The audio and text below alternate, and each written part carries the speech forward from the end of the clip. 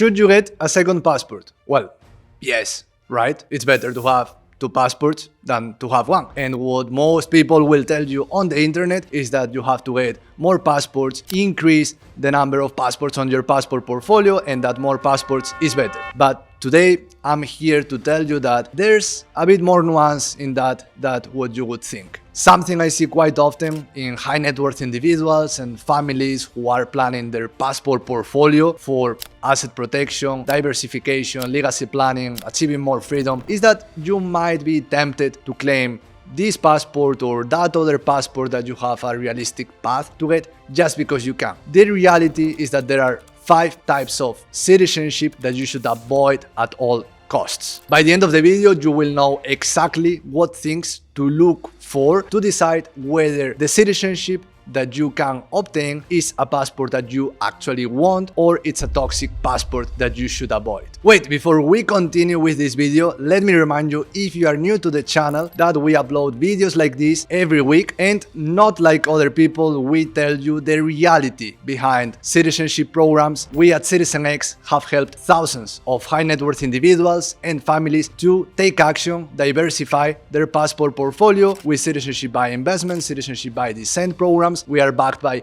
legendary technology investors like Tim Draper and Balaji Srinivasan, and we talk about Plan B passports, global mobility, asset protection, how to protect your family and achieve more freedom. So if you're interested in these topics, this is your place. Please subscribe, and now let's get back to the video. The first citizenship that you should avoid is that from countries that prohibit renouncing citizenship. The reason here is quite obvious. If you cannot renounce a passport, it takes away most of the optionality that you get by obtaining that citizenship in the first place. This is the case, for example, of Argentina, and this is something that I don't see anyone on the internet discussing. Everyone is talking about the Argentina citizenship by investment program, how great it will be because it has Schengen access, because it's a strong passport from a visa-free access perspective, but what no one is telling you is that Argentina doesn't allow citizenship renunciation. Don't get me wrong, I think Argentina did this for the right reasons. In Argentina, citizenship is a human right. It cannot be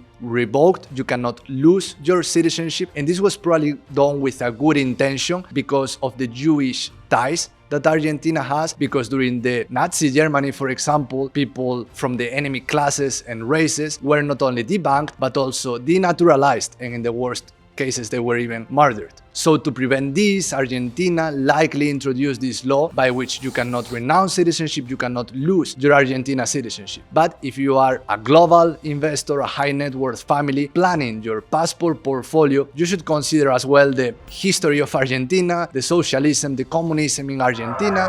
Porque interpreto este movimiento colectivo como el renacimiento de una conciencia de los trabajadores.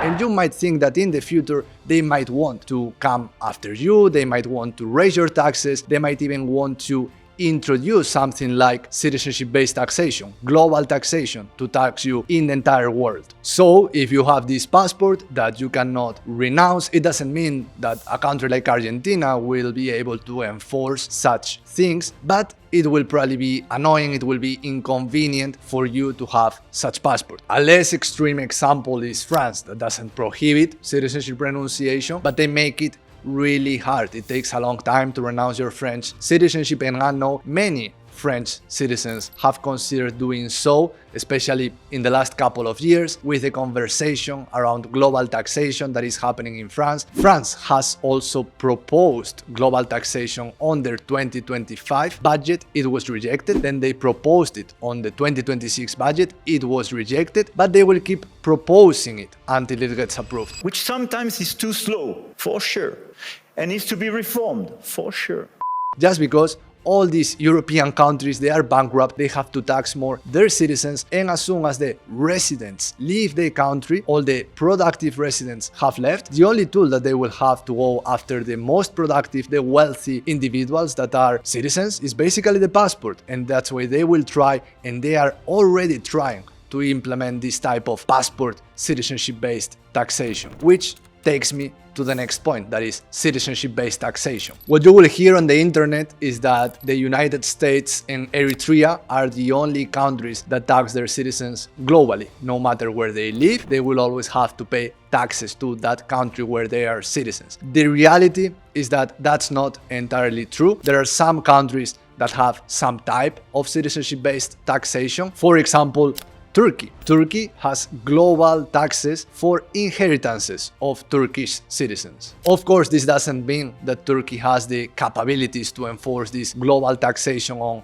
all their Turkish citizens worldwide, like the US does, for example, with FATCA, that makes all financial institutions around the world to report back to the US all assets held by US citizens in their institutions, which makes it very hard to open offshore bank accounts and asset protection structures like that if you are a US citizen. But still, this is, in my opinion, a huge disadvantage about Turkey as a passport, as a citizenship, and you will see many people online trying to sell you Turkish citizenship by investment because they want to sell you some piece of real estate in Turkey that pays a really good commission for them. I'm here to tell you what you should be careful about. It is true that Turkey is a major geopolitical power. It is a strong country with a powerful economy. It has a really good consular support, one of the best ones, only behind the US and China, but it also has some major disadvantages. And I'm talking not just about this global taxation, but also about mandatory military service. Now, when it comes to military service, Turkey is also one of those countries that have mandatory military service. It can currently be avoided by paying a fee, but if you are planning to acquire a second citizenship or a third citizenship, not just for yourself and for your passport portfolio, but also for your future generations, because a citizenship is something that you will leave to your children and grandchildren. They will be able to inherit it, and you might not see yourself in the military service. Maybe you're already over the military age, but you have to be conscious about the future of the country, if it might get involved in any war, and this is something you should plan as well. We're seeing, for example, many Europeans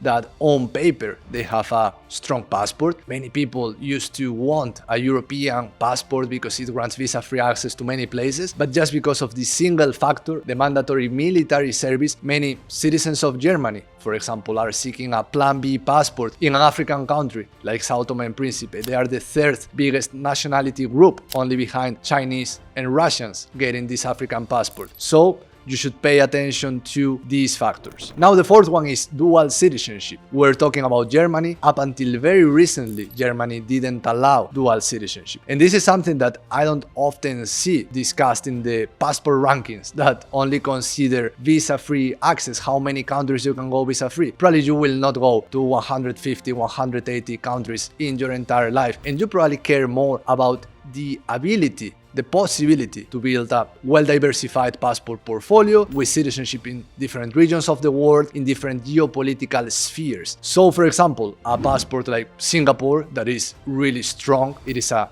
great country with great mobility, but it doesn't allow you to have dual citizenship. So if you ever want to acquire Singaporean citizenship, like for example Eduardo Saverin, the co-founder of Facebook, who had to renounce his American and Brazilian passports to become a Singaporean citizen. And then you have a second group of countries that are a bit like your toxic ex that doesn't allow you to have a new relationship, and these are countries that actively restrict dual citizenship, that will revoke your citizenship if you acquire any other passport. This is the case, for example, of China, that actively prohibits dual citizenship, and there are many cases of Chinese citizens who have acquired a second passport and they have had their Chinese passport revoked. And finally, the fifth factor that you should look for is sanctions and generally optics. This is quite obvious. You probably don't want a passport from a country like North Korea, Iran, Syria, passports that have sanctions in most of the entire world, and that will basically make your life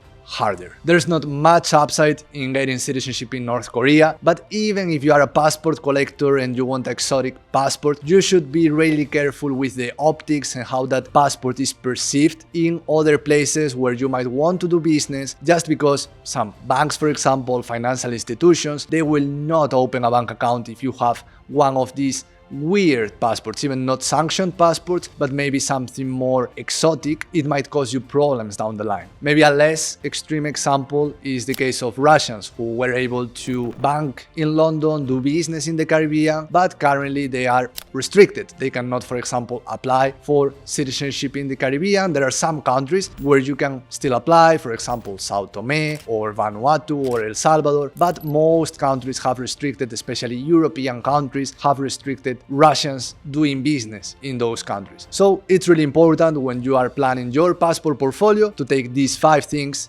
into consideration. So if you are looking to diversify your passport portfolio, we can plan together. I'm the founder and CEO of CitizenX.com. We have helped thousands of high net worth individuals and families to acquire an alternative citizenship through economic citizenship or ancestry programs. And this is something really important because it's not just about what passport you are getting, but how you are getting this citizenship. I see all the time these ads about Mexican citizenship for 30K, Romanian citizenship for 5K, Bulgaria citizenship by descent with fake documents because you have no Bulgaria descent, you cannot get that passport, but someone will forge the documents illegally. And this is really dangerous. This is something that you should avoid at all costs because I know it is tempting, but you are incurring in a high, huge, massive risk. Not just the person that is helping you is doing a criminal activity most likely, but you are also liable for that. And it is not only about the penalties, but also losing the passport. You know, why are you going to do something that is a short-term, quick fix, cutting corners? We only work with programs that are legal, that are legitimate, backed by law, and that will provide you not only with a passport portfolio with yourself, but something that you can rely on long-term and for your future generations.